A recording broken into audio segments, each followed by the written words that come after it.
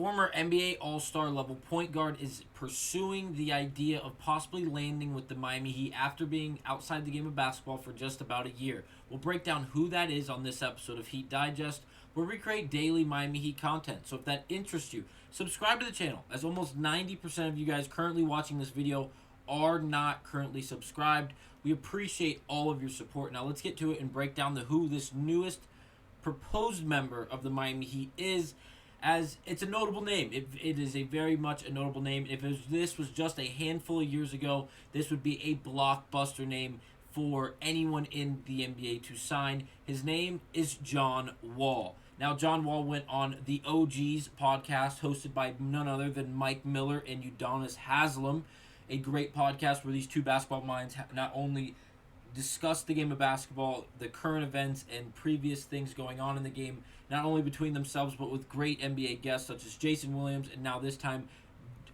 John Wall. Now, John Wall was an elite level player, and on the podcast, he had this to say about joining the Miami Heat, saying, and I quote, "I can help them a lot," saying, "I talk about it all the time. You see it here at the closed captions at the bottom of the screen, just through the timestamps of the video." He said a lot of good things about the Miami Heat, everything seeming to make it sound like he is extremely excited about the idea of possibly pursuing a job playing point guard for the Miami Heat. He complimented the fact that they went out and signed someone like Terry Rozier and the game that he brings to the Miami Heat. He seconded the idea that he could definitely do something along the same lines as Terry Rozier currently is with the Miami Heat.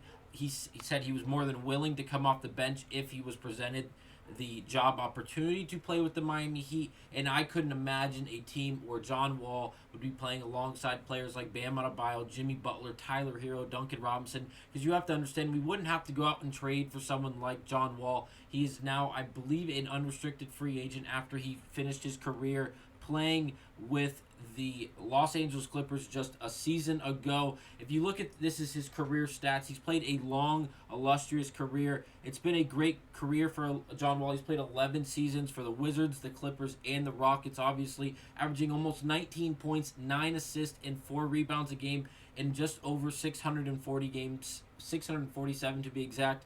In those 11 seasons, he was selected to be an All-Star in 5 different seasons. A lot of those coming in those Wizards years, as he dominated with the Wizards for 9 of the 11 years he played in the National Basketball Association. Growing up, watching him play against the Miami Heat teams of the 2012s, 2014s, 16s, and 17s, it was always a joy. As John Wall, playing on a bad Washington Wizards team, he was alongside people like Bradley Beal, Marcin Gortat. Just, it was a different period of basketball, it really was. But John Wall was really, he wasn't a great three-point shooter. He was before the time of Steph Curry, and Steph Curry really establishing himself in the new brand of basketball where threes are so solely dominant. John Wall came out of Kentucky, and he was like the De'Aaron Fox before De'Aaron Fox, in the sense that the second he touched the basketball, if you were backpedaling, you might as well give up, because you do not have a chance at keeping up with him. His foot speed is otherworldly. His ability, his first step quickness is like no one I've really ever watched in the entirety of my life watching the game of basketball. He had otherworldly speed with or without the basketball in his hand, which really made the difference. Yes, foot racing without the basketball, people are fast. When you add the basketball to their hand and make them dribble up a basketball court, especially at the guard position, you can see the speed alter. When you have good ball handlers and great speed, you get things like John Wall or even De'Aaron Fox, who's a newer left-handed version of what John Wall early in his career. The speed was such a factor. Him playing alongside Bradley Beal and such in Washington, he was always consistent in the numbers he put up. His worst averages he had throughout his career was the last year he played, where he was obviously older in age. He didn't play a lot of games, and his role was substantially different. The minutes were down, the games started were substantially down, the overall games played were obviously down.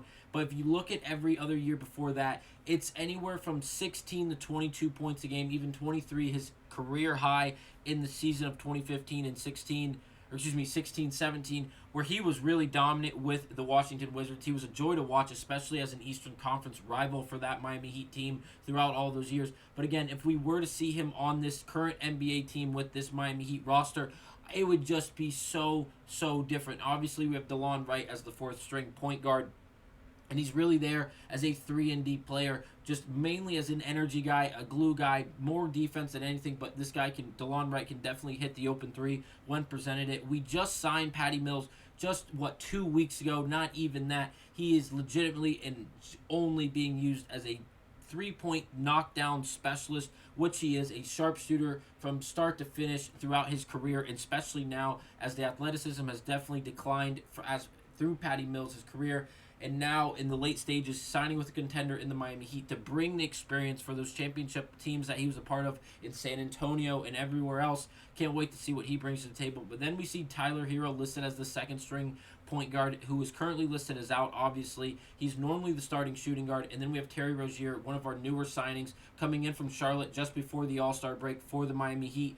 If John Wall were to fit in on this team, I could see him playing anywhere from that third to fourth string point guard position, coming in, playing good minutes. I don't believe he would dominate the ball as much as probably he's used to in years prior, as obviously these stats show him at a high usage rate, playing a high level brand of basketball at such. And again, if you watch this brand of basketball, he obviously being the point guard, he touched the ball every time down the floor, but he was bringing the ball up the floor at a rapid pace. He was setting the tone. If he had a chance to score in transition, he was going to take that opportunity. But then when we get into half-court sets, he didn't have a great jump shot, so his ability to get to the mid-range or get right to the basket was number one option, and then it was to facilitate, which he was good. A great point guard. And if you looked at his assist numbers, 8 for his first 2 seasons, and then you get to 7.5, 8 again. Then he had 3 consecutive seasons where he had 10 assist average per game. Then you see the 9.5, 8.5, 7, and then 5 in that last season with the Clippers. The Miami Heat could definitely use someone like John Wall, just in the sense that we needed so many guards early on, and then it felt like we didn't after we went out and got someone like Rozier. And then the next moves we did make for the Miami Heat, we went and got DeLon Wright. We went and got Patty Mills.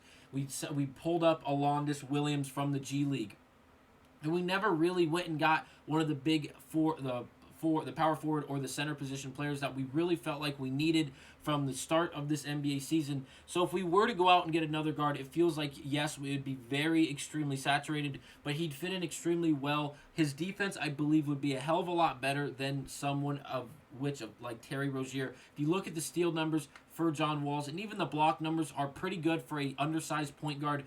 Averages more than 1 steal every season, excluding the Los Angeles Clippers days. Again, everything was really blemished in that last career year for John Wall. With a healthy John Wall on a good team where he's not required to do a lot, this could be an extremely interesting fit for not only the Miami Heat but John Wall, to allow him to finish off a great career that started extremely well. He's really going to get overlooked. I don't believe he'll be a Hall of Famer, but he'll be overlooked in the sense of he is a great player. He had a great career, and due to him jumping around a lot from Houston to the Clippers at the end of his years, at the end of his career, and not producing at the same level and winning at the same amount that he was in a tough Eastern Conference early on in his career, I think that this would really help, especially if he could get a deep playoff run with the Miami Heat, where he could not be the factor, but he could definitely be a supporting factor for this team. And in a big playoff run, it could definitely help his career as well as the Miami Heat. Let me know down in the comments what you guys think about this possible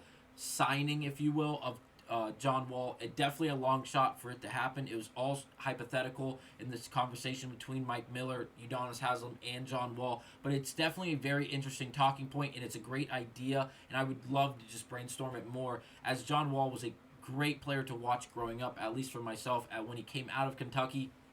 If you guys weren't lucky enough to watch that, go look up his high school mixtape, his college mixtape, or even his early on career highlights. They are a joy to watch, and it's just a different brand of basketball from what we see in today's game, where it's strictly three-point jump shots and just, bailout threes and such as that. Because John Wall, he wasn't a great free throw shooter, but he was still so aggressive at going to the basket and pulling up from the mid-range, which we don't see a lot of anymore. But again, let me know down in the comments what you guys think about this crazy idea of John Wall being the newest member of the Miami Heat. Thanks for watching this episode of Heat Digest. I'll see you guys on the next one. It was a pleasure once again.